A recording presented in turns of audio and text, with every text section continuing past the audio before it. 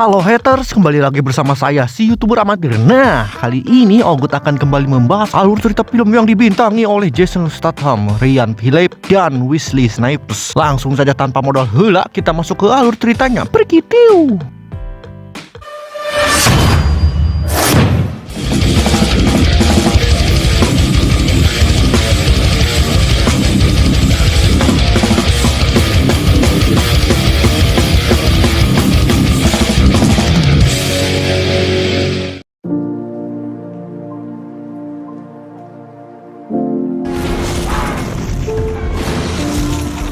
Scene film dibuka dengan menunjukkan sebuah mobil yang melaju dengan kencang sehingga menabrak mobil yang berada di depannya.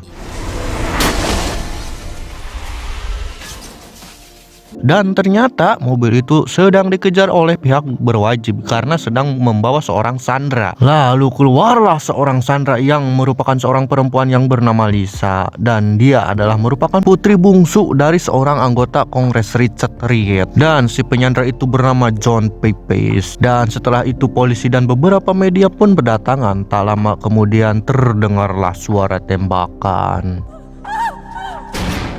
Dan ternyata tembakan itu dilakukan oleh seorang detektif polisi bernama Connor. Tembakan tersebut tak hanya mengenai si penjahat, si wanita sandera pun ikut tertembak hingga tewas. Atas hal tersebut, esok harinya muncul berita di koran tentang kejadian tersebut yang membuat Connor diberhentikan sementara dari kepolisian, sedangkan salah satu rekannya yang bernama Jason York dipecat dari kepolisian.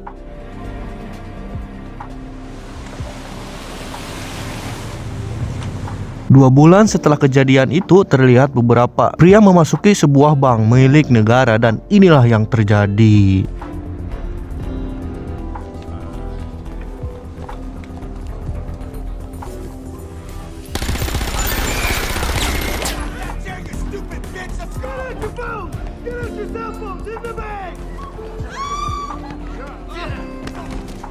Para pria itu ternyata sekelompok perampok dan langsung menyandra semua orang yang berada di dalam bank itu. Kemudian mereka langsung menghancurkan brankas utama dalam bank tersebut.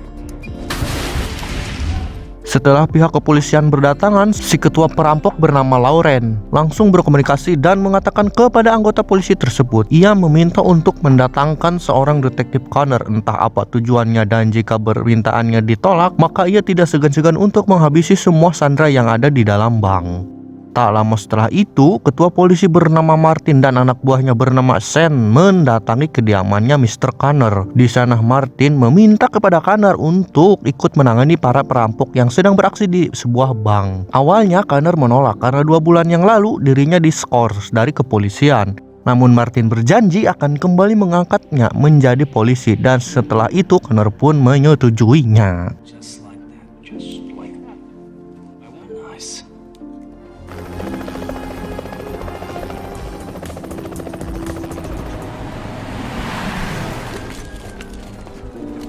Sesampainya di TKP, Connor langsung berbicara dengan Lauren melalui telepon. Lauren kemudian mengatakan kalau dirinya adalah saudara dari seorang penjahat yang ditembak oleh Connor 2 bulan yang lalu. Atas hal tersebut, Lauren akan membalaskan dendam saudaranya kepada Connor apabila dirinya sudah memiliki kesempatan.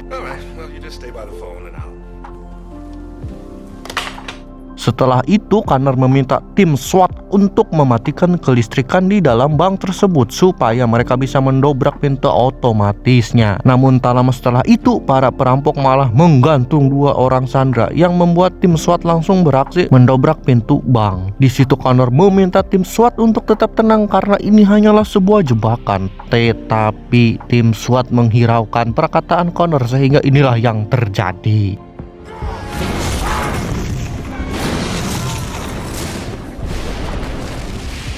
Akibat dari ledakan tersebut membuat beberapa tim SWAT meninggal, sementara para sandera terlihat berlarian keluar dari bank.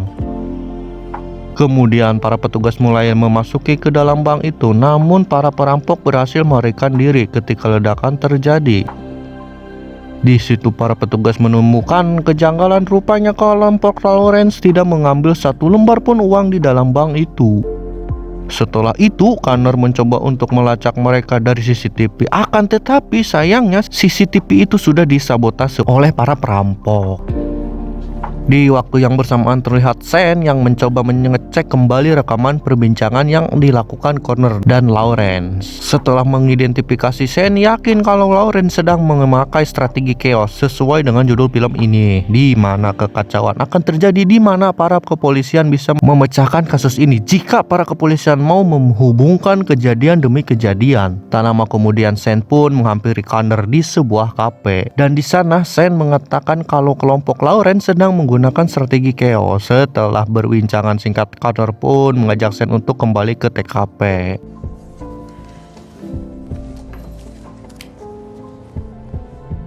Sesampainya di TKP, dua detektif bernama Vincent dan Teddy memberitahu kalau mereka telah melihat seorang buronan yang bernama Damon Richards yang terekam CCTV luar bank saat terjadinya perampokan itu. Mereka meyakini kalau buronan tersebut sudah bersekongkol dengan kelompok Lawrence, dan apabila mereka bisa menangkap Damon, maka mereka juga bisa menangkap kelompok Lawrence.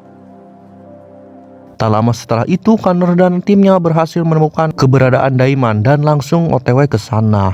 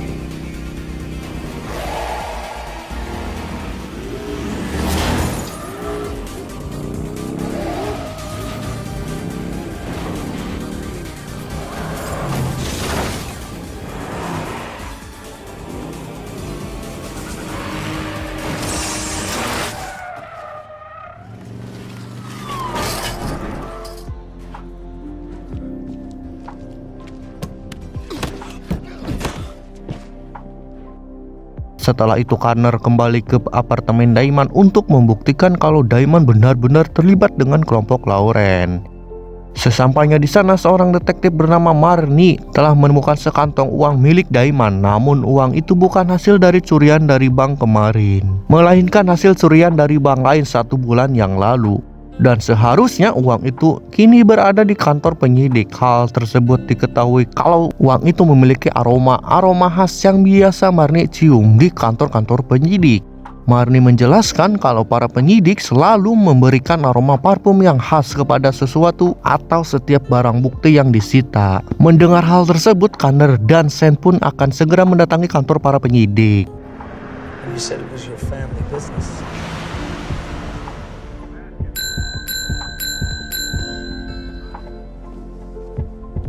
Setibanya di kantor penyidik, mereka bertemu dengan seorang penjaga bernama Harry. Tidak banyak bacot, Connor pun langsung menanyakan kepada Harry, siapakah orang yang sering datang ke tempat ini? Tentu banyak sih sebenarnya, namun Harry mengatakan kalau seorang detektif bernama Bernie sering datang. Terakhir kali Bernie datang mengambil 1 kantong uang barbuk. Hal tersebut Harry buktikan dengan tanda tangan Bernie di buku tamu.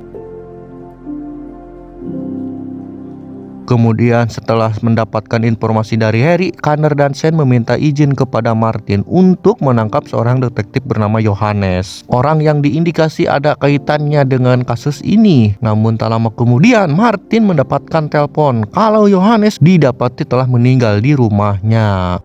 Mendengar hal itu, mereka pun langsung bergegas pergi ke rumah Johannes.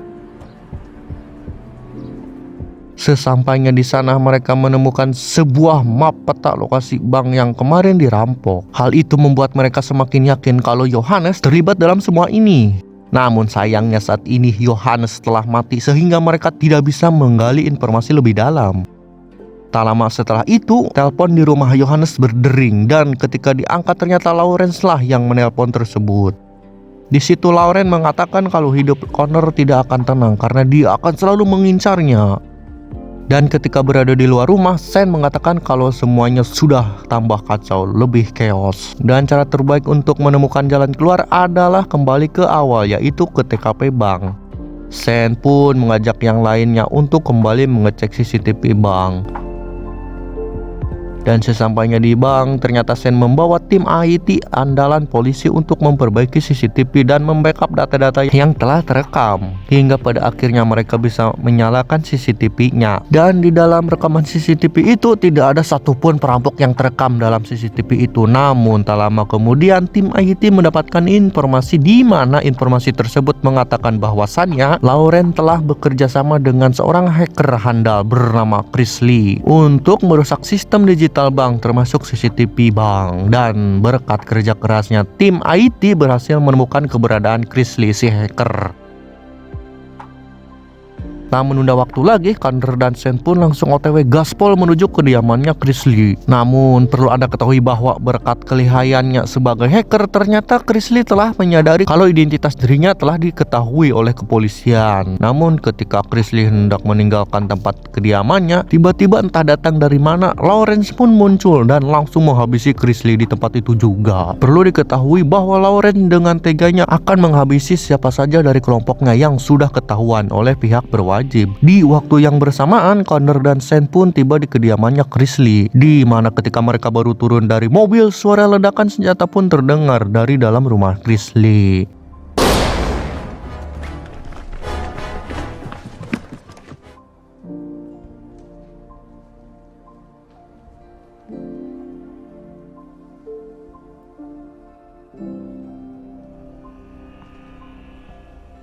Saat Connor melihat pantauan CCTV, dia melihat Sen yang akan dihabisi oleh Lawrence.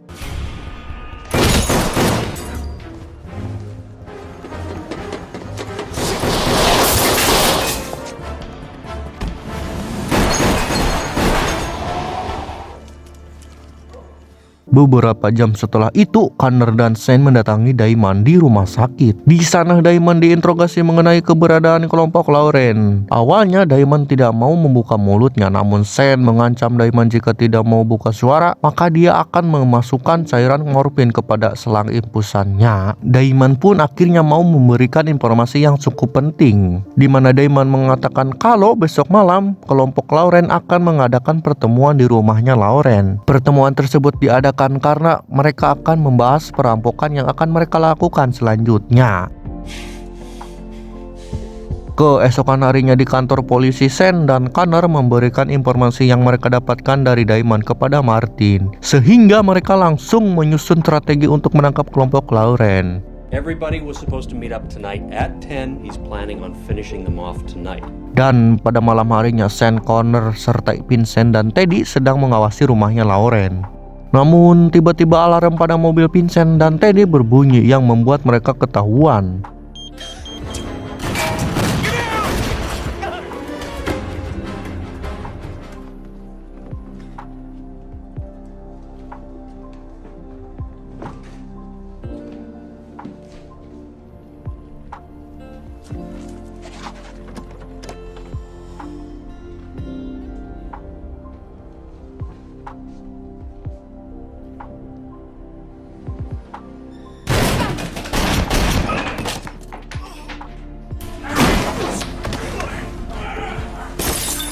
Ketika sedang mengecek ke dalam rumah tersebut, Teddy dan Vincent melihat adanya sebuah bom waktu yang sebentar lagi akan meledak.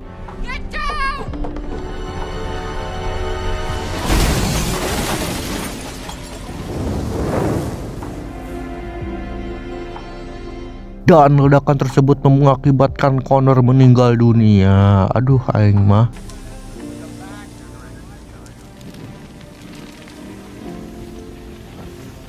Di sana, Sen dan para anggota lainnya terlihat cukup terpukul dengan kematiannya Connor.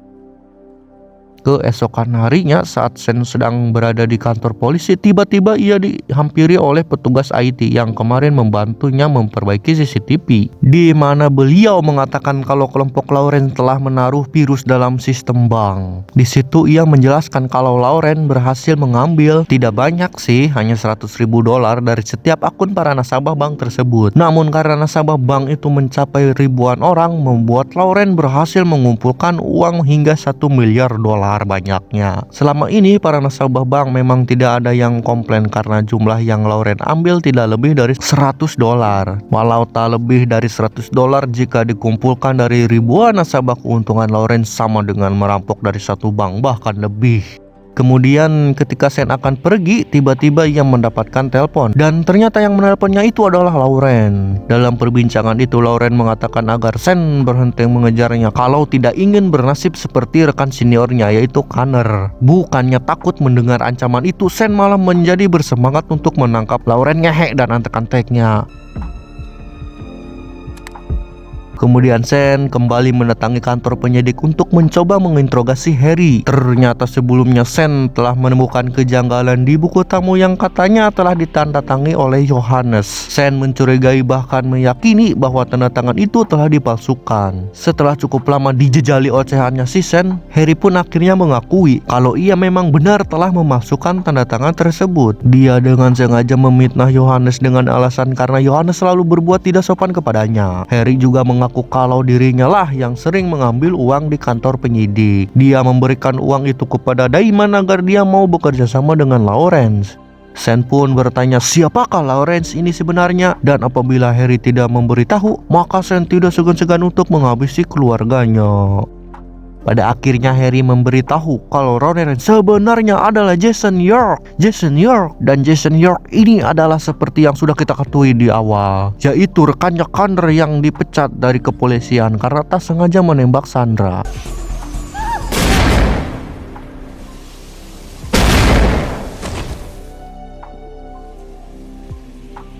Jason berpura-pura kalau si penjahat adalah adiknya pada percakapan dengan Connor ketika di bank tempo hari. Semua ini Jason lakukan karena dia tidak terima dengan kepolisian yang memecatnya. Padahal Jason telah mengabdi kepada negara puluhan tahun lamanya. Singkat cerita, setelah itu Sen dan Teddy langsung menyergap Jason yang sedang berada di sebuah kafe. Kemudian Jason pun menyandra seorang wanita pegawai kafe dan Jason pun berhasil kabur ke sebuah dermaga. What should I do? Let's roll, baby. Sen pun mengejarnya hingga di sebuah perahu tongkang. Mereka berdua pun bertarung dan mari kita saksikan.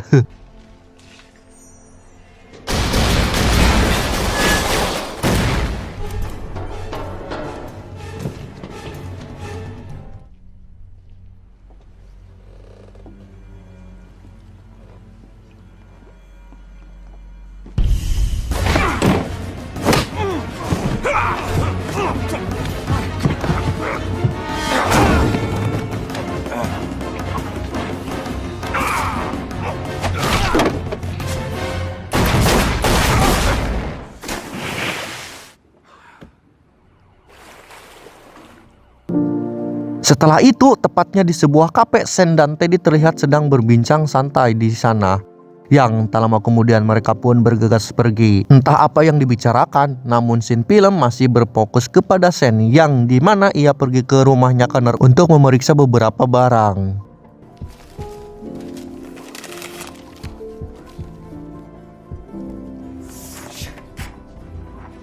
Ketika di sana, Sen tak sengaja melihat sebuah buku yang berjudul Chaos Theory. Ketika Sen membuka buku itu, terlihat poin-poin penting yang telah diberi tanda.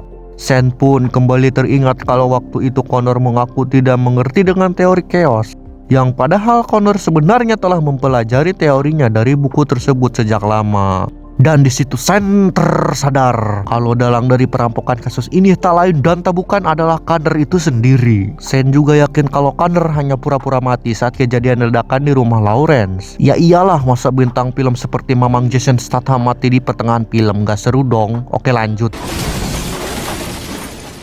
Setelah itu dengan tergesa-gesa Sen menghubungi seseorang yang bekerja di sebuah bandara dan memintanya untuk menghentikan penerbangan atas nama Connor. Namun sayangnya di bandara itu tidak ada orang yang bernama Connor yang akan melakukan penerbangan. Dan pada saat itu Sen melihat nama James Glade pada jilid buku Chaos. untuk memastikan secara langsung Sen pergi ke bandara tersebut karena ia yakin kalau Connor masih ada di sana. Dan sesampainya di bandara, Sen langsung menanyakan adakah penumpang atas nama James Glade. Namun belum juga petugas itu menjawab, tiba-tiba Sen dihubungi oleh seseorang yang ternyata orang tersebut adalah Connor. Semua dugaan Sen ternyata benar kalau Connor memang masih hidup dan dialah dalang dari semua alur cerita film ini, di mana Connor mengatakan kalau dia sebenarnya hanya bersekongkol dengan Jason York alias Lawrence, dan Jason lah yang merekrut para penjahat untuk menjalankan semua rencananya ini. Maka dari itu tidak ada satupun anak buah dari Jason yang benar-benar mengenal Connor. Lalu Connor menyuruh Sen untuk tidak perlu repot mengejar dirinya karena dia telah merubah identitasnya dan akan tinggal di negara lain, sehingga Sen tidak akan bisa menemukan Connor. Apalagi Connor telah dinyatakan mati oleh kepolisian negara. Pada saat itu Sen langsung ingat kalau Connor lah yang sengaja menyuruh tim SWAT untuk mematikan sistem kelistrikan di bank waktu itu. Hal itu dilakukan supaya Chris Lee bisa meretas sistem bank. Sementara terjadinya ledakan di rumah Lawrence atau Jason York itu hanyalah alih-alih Connor saja, karena dirinya lah yang memasang bom tersebut dan lalu bersembunyi di ruangan bawah tanah ketika bom itu meledak.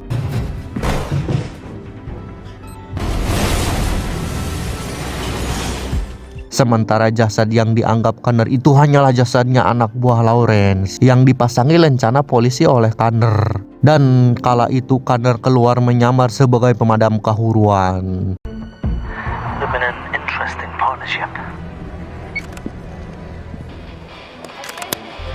Gimana? Chaos kan? Oke, film kali ini sampai di sini dulu. Saya pamit undur diri. Nuhun wassalam. Subrek. Oke, bye-bye guys. I'll let the captain know we're ready.